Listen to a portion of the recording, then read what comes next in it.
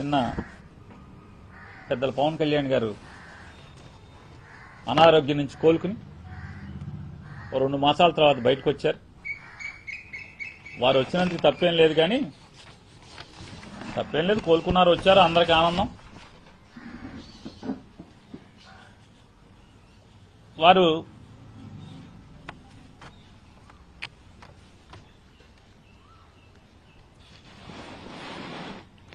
రాష్ట్ర ప్రజల్ని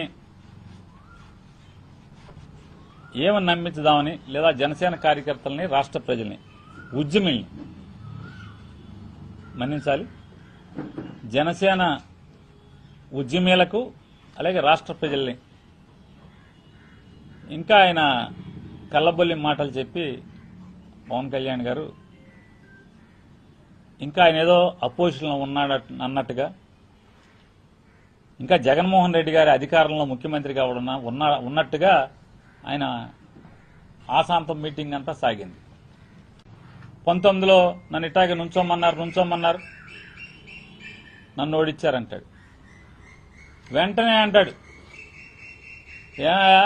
11 సీట్లకు పరిమితమైన వాళ్ళు వీళ్ళ మన మీద సెటైర్లు.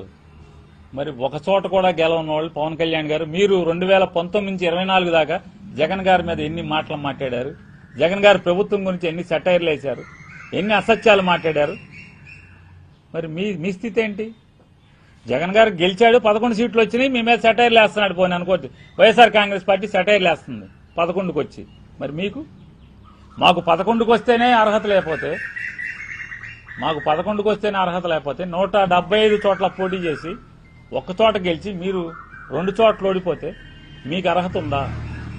మీకు ఎక్కడి నుంచి వచ్చి స్టాకి? మా జనసేన కార్యకర్తలు కూడా మీ వేధింపులు, మీ కేసులు, మీ తన్నులు భరించడానికి కూడా మాకు కూడా ఒక హద్దు ఉంటుంది. జాగ్రత్త, హద్దు దాడితే నేను సహించలేను. ఏం సహించలేరు సార్ మీరు? మా ఊళ్ళో కాయ కష్టం చేసి చెమట వచ్చి రూపాయి పోగేసి సొంత స్థలం కొనుక్కుని సొంత స్థలం ఇల్లు కడితే లంచాలు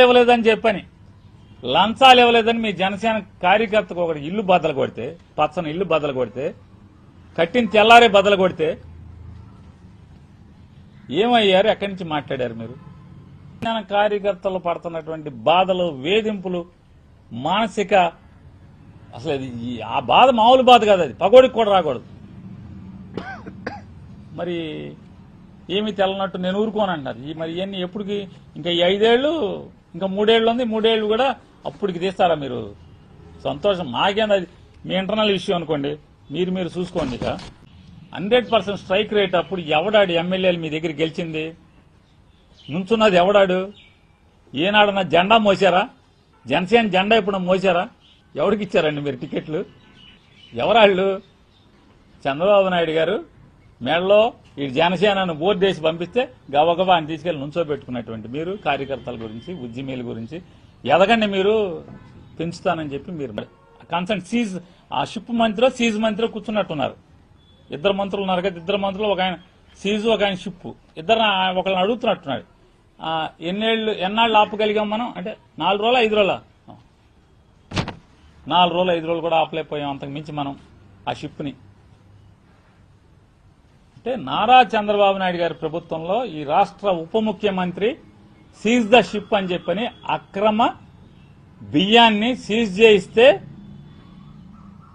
4-5 రోజులు కూడా ఉప ముఖ్యమంత్రి దాన్ని నిలబెట్టలేకపోయానని సాక్షాత్తు జనసేన ఉద్యమీల దగ్గర ఆయన బాధ చెప్పుకున్నాడు. ఆయన 4-5 రోజుల నుంచి ఆపలేకపోయాను నేనని చెప్పని.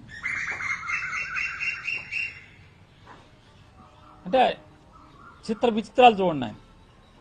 ఆయన ఏం చెప్పారు 2019లో? అవ్వాయి చెప్పులు వేసుకుని అసెంబ్లీకి తీసుకెళ్తామే నా లక్ష్యం, నా జయం అన్నారు. ఈ అవ్వాయి చెప్పులు వాళ్ళందరూ ఏమైపోయారు? ఎక్కడున్నారు వాళ్ళందరూ? కనీసం ఉద్యమీల్లో ఒకడన్నా అవ్వాయి చెప్పుడు ఉన్నాడా? 2022 ఇప్పటం సభలో మీరు చెప్పారు 3 ఓట్లు చీలనివ్వను జగన్మోహన్ రెడ్డికి వ్యతిరేకంగా, బీజేపీని టీడీపీని నేను కలిసి వెళ్ళాలి, మనకు అది లేదు, మనకి ఇది లేదు, సరుకు లేదు, సత్తా లేదు, మీరు రెచ్చిపోబాకండి అని చెప్పని మీరు ఆ సభలోనే చెప్పారు. 2020 మార్చిలో మీరు అంటే జగన్ గారు ఎక్కిన 2 ఏళ్లకే మేమంతా కలిసి వెళ్తామని చెప్పి జైలు నుంచి తలుపు తీయగానే, రాజమండ్రి తలుపు తీసి కాలు బయటట్టంగానే రోడ్ మ్యాప్ కనపడిందని ఇవాళ మీరు చెప్తే సార్ ఇవన్నీ పవన్ కళ్యాణ్ గారు ఈ ప్రభుత్వం ఒక దివాళాకోరు ప్రభుత్వం. 2 ఏళ్లు 24 మాసాలు. రేపు జూన్ 4వ తారీఖు జూన్ 12వ తారీఖు జూన్ 4వ తారీఖుకి జూన్ 4వ తారీఖు కౌంటింగ్ అయింది. 12వ తారీఖు చంద్రబాబు నాయుడు గారు ప్రమాణ స్వీకారం చేశారు. అంటే ఇంకా 24 మాసాలు నిండలేదు. అప్పుడే మీ ప్రభుత్వం ఆర్టీసీని అమ్మకానికి పెట్టి కాళ్ళెత్తిందా లేదా అంటున్నా. దివాళాకోరు ప్రభుత్వం ఇది కాదా అని అడుగుతున్నాను. 3,60,000 కోట్ల అప్పు చేసి రాష్ట్ర ప్రజల 5 కోట్ల మందిని తాకట్టు పెట్టి 2 ఏళ్లు నిండకుండానే 24 మాసాలకి ఇంకా 15-20 రోజులు దూరం ఉండగానే దివాళా తీశాం, కాళ్ళెత్తాం, ఆర్టీసీని ప్రైవేటైజ్ చేయాల్సిందే అని చెప్పేటువంటి దిక్కుమాలిన దివాళా ప్రభుత్వం ఇంకేదన్నా ఉందా అని అడుగుతున్నాను. చంద్రబాబు నాయుడు గారికి ఇంకోటి కూడా మేము డిమాండ్ చేస్తాం వైఎస్ఆర్ కాంగ్రెస్ పార్టీ తరఫున. ఆర్టీసీని నడపటం మీకు చేత కాకపోతే వైఎస్ఆర్ కాంగ్రెస్ పార్టీకి అప్పచెప్పు. శుభ్రంగా నడుపుతాం బంగారంలాగా నడుపుతాం ఆర్టీసీని మీకు చేత కాకపోతే. అంతేగాని మీరు ప్రైవేటైజ్ చేస్తానంటే మీరు మేస్తా పోతే ఈ సమాజం చూస్తా ఊరుకుంటుందని మాత్రం అనుకోబాకండి అని చెప్పని